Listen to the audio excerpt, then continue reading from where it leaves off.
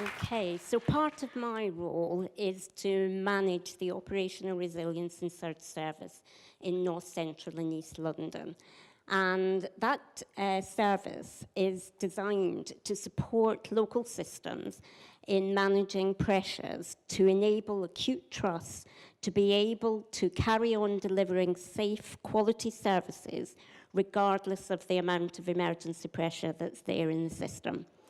The reasons why systems run into trouble are varied and many. Therefore, it's really important that we have good, comprehensive data to help us predict when there are going to be surges and to help us manage them when they arise and get life back to normal quickly as possible.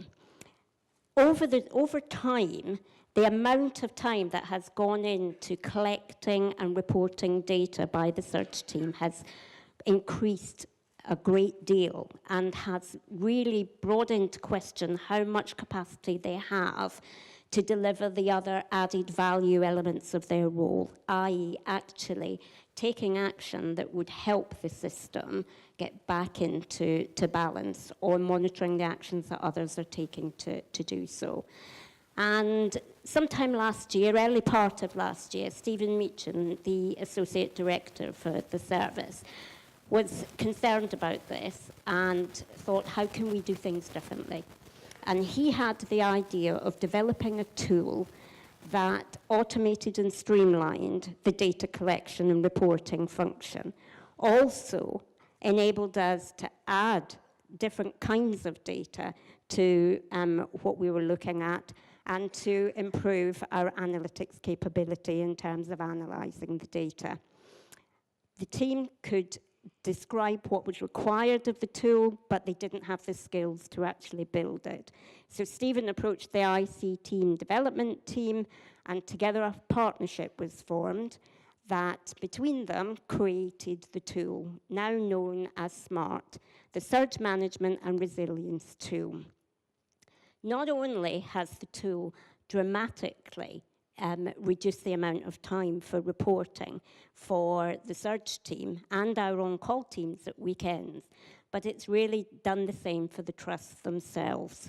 And it's also improved the quality of the data because it has some basic artificial intelligence within it that spots whether when somebody puts in a figure that seems outside the range for what should be possible.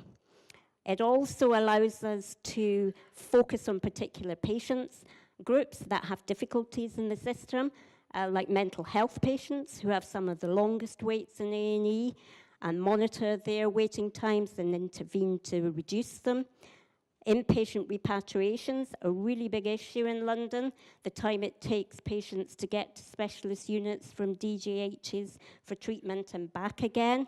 The tool has enabled us to actually reduce, at the most extreme level, some of those waits from weeks down to days and help people get the care that they need in the environment they need to. It also has predictive capability. We can predict demand.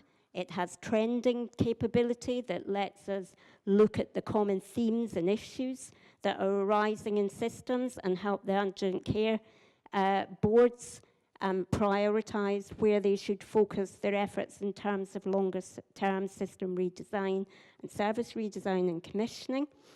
It's a standalone tool, so it doesn't require any other input from our services to run it.